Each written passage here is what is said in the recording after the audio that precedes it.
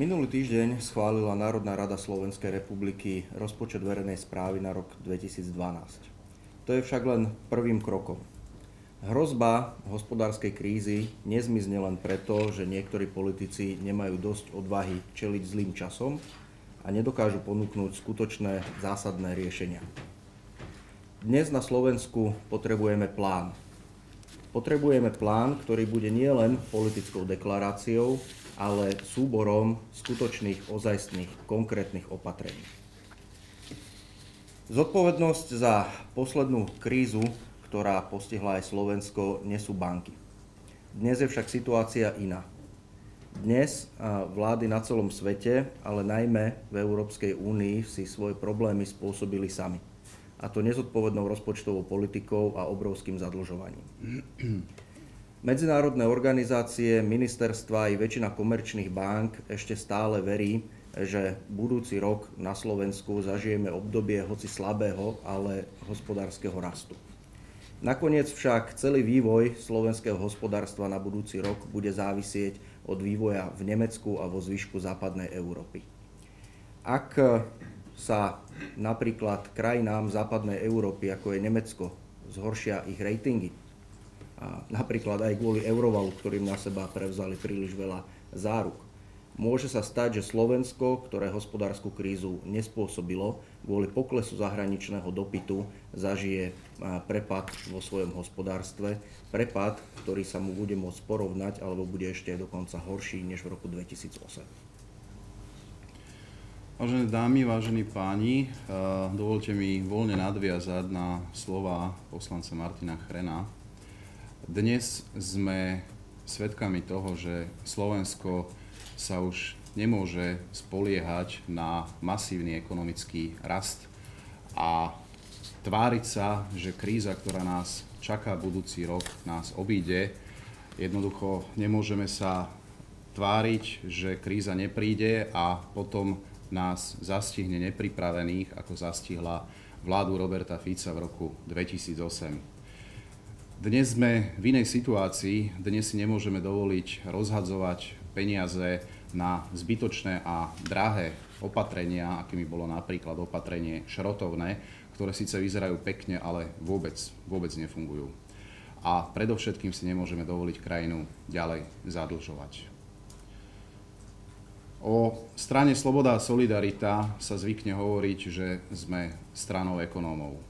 Pravdou je, že strana Sloboda a Solidarita má pravdepodobne zo všetkých relevantných politických strán medzi svojimi členmi najviac ekonomických odborníkov.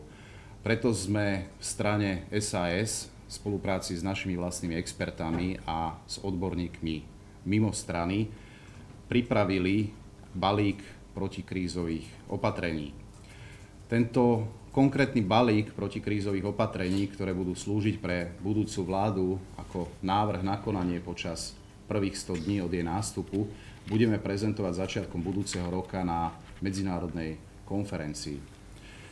Dnes by sme však chceli predstaviť princípy, na ktorých budú tieto naše protikrízové opatrenia postavené. Balík, ktorý predstavíme, nesmie byť v žiadnom prípade populistický.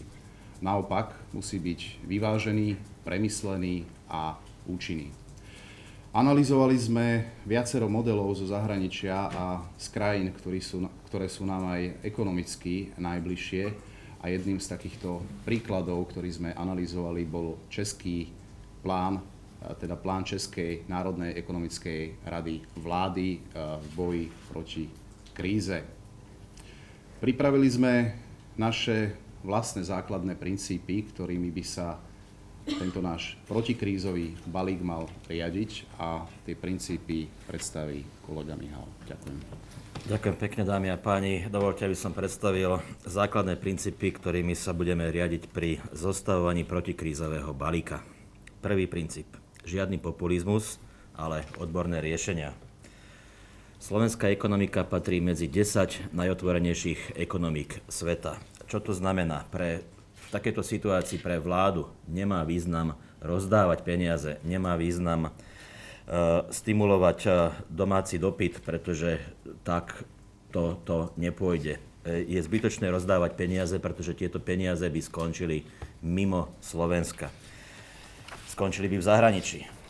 Čiže stimulovať domáci dopyt rozdávaním peňazí alebo zavádzaním rôznych dotácií, bolo by to len vyhadzovanie peňazí našich daňových poplatníkov za cenu ďalšieho zadlžovania krajiny.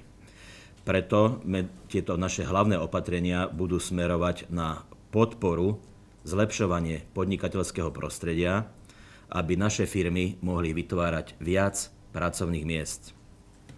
Druhý princíp, dôraz na prevenciu. Nechceme zvyšovať podporu v nezamestnanosti, nechceme zvyšovať sociálne dávky, ale naopak chceme zabrániť rastu nezamestnanosti. Chceme ľuďom priblížiť prácu, ale nie úrady práce. Chceme, aby sme prijali také opatrenia, ktoré pomôžu udržať pracovné miesta. Je to omnoho lacnejšie pomôcť podnikateľom udržať pracovné miesta, ako potom armáde nezamestnaným vyplácať miliardové alebo miliónové sociálne dávky. Chcem upozorniť, že vláda nedokáže vytvoriť pracovné miesta, môže len presúvať zdroje z jedného miesta na iné. Preto chceme zjednodušiť život takým firmám, ktoré vedia dať ľuďom prácu, a preto chceme pokračovať v zrýchlenom tempe v projekte Singapur, ktorého cieľom je odstraňovať byrokraciu pri podnikaní. Rovnako však ale existuje stále priestor aj pri zefektívňovaní fungovaní štátu, úradov štátu a vysokej byrokracie. Tretí princíp, sociálna citlivosť. Chceme sa zamerať na opatrenia, ktoré budú mať zmysel nielen v čase krízy, ale aj v čase rastu ekonomiky. Tieto opatrenia musia byť systémové a všeobecné. Nebudeme zvýhodňovať nejaké úzke záujmové skupiny alebo odvetvia. Konkrétne opatrenia budú založené na zapojení súkromného sektora a efektívnom zapojení štrukturálnych fondov. Každé rozhodnutie, ktoré vláda spraví, má dopad na konkrétnych ľudí. Najsilnejšie opatrenia preto musia byť zamerané na pomoc tým občanom, ktorí sú najviac ohrození stratou práce. Nechceme podporovať tých, ktorí majú zlaté kreditky, ale chceme pomáhať zachovať prácu tým, ktorí sú najviac ohrození. Štvrtý princíp, princíp rozvážneho investovania. Považujeme za zodpovedné investovať len do takých projektov, ktoré prinášajú viac než len krátkodobú pomoc a neskôr sa neobrátia proti nám. Nebudeme preto presadzovať šrotovné ani iné podobné kvázi riešenia. Ak sa vláda rozhodne stimulovať ekonomiku výdavkami, musia mať tieto výdavky aj ďalší prínos. Preto má napríklad význam investovať do výstavby diaľnic, ktoré prepoja regióny, prinesú do regiónov prácu, alebo zjednodušia ľuďom cestovanie za prácou. Na tento účel budeme presadzovať využitie eurofondov, ale aj výdavkov zo štátneho rozpočtu. Piatý princíp, menej byrokracie a lepšie podmienky pre podnikanie. Kríza sa nedá riešiť posilňovaním úlohy štátu alebo väčšou reguláciou alebo väčšou byrokraciou. Práve naopak, cesta z krízy vedie len cez posilnenie súkromného sektora a firiem. Potrebujeme mechanizmy, ktoré im uľahčia podnikanie, a práve to zvýši počet pracovných miest. Sila nášho protikrízového balíka nebude spočívať v tom, koľko peňazí naň vláda minie, ale v tom, koľko peňazí dokáže firmám ušetriť.